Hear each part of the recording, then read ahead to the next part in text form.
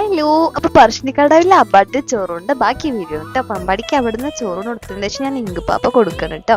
അവനുള്ള കുറുക്ക് ഞാൻ ഓൾറെഡി ഉണ്ടാക്കി കൊണ്ടുവന്നിരുന്നു കേട്ടോ. ഈ പുഴുങ്ങിയ പയറും തേങ്ങക്കൊത്തും കേട്ടോ ഇവിടുത്തെ പ്രസാദം എന്ന് പറയുന്നത്. അവിടുത്തെ പ്രസാദം വെച്ച് ഞങ്ങൾ കുറച്ച് ഫോട്ടോസൊക്കെ എടുത്തു. അങ്ങനെ ഞങ്ങൾ റിട്ടേൺ പോരുന്ന വഴിക്ക് കുറച്ച് കമ്മലൊക്കെ മേടിച്ചാൽ വെച്ച് ഷോപ്പിലൊക്കെ ഒന്ന് കയറി നോക്കിട്ടോ.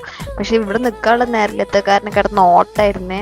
കുറേ നല്ല ഭംഗിയുള്ള കമ്മലുണ്ടായിരുന്നു കേട്ടോ. ഭയങ്കര മിസ് ചെയ്ത് പോയി. അപ്പൊ ഇവരെല്ലാവരും പറഞ്ഞ് കൊട്ടിയൂർ നമുക്ക് മേടിക്കാം, റേറ്റ് കുറവാണ് അവിടെ. അങ്ങനെ ഞങ്ങൾ മുത്തപ്പൻകാവിന്ന് നേരെ പോയത് മടപ്പൂരേക്ക് കേട്ടോ. ബിനീഷേട്ടൻ്റെ അച്ഛൻ ഇവിടെ ഉണ്ട് കേട്ടോ. അപ്പൊ ഇവിടെ കൊട്ടിയൂർക്ക് പോണേക്കാളും മുന്നേ ഇവിടെ ഈ മടപ്പൂരയിൽ വെച്ച് ഇവർ കഞ്ഞി ഉണ്ടാക്കി കുടിച്ചതിൻ്റെ ശേഷം കേട്ടോ അവിടെ നിന്ന് പോക്കൊക്കെ ഉള്ളത്. അപ്പൊ ഞങ്ങൾ ആ പാടക്കഞ്ഞി കുടിക്കാൻ വേണ്ടി വന്നേ. നല്ല രസമുണ്ട് കഴിക്കാൻ.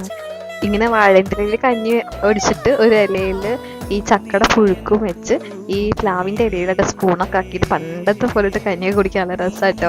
അങ്ങനെ ഞങ്ങൾ കൊട്ടിയൂർക്ക് പോയി. അപ്പം ബാക്കി വീട്ടിൽ പിന്നെ കാണാം. Bye bye.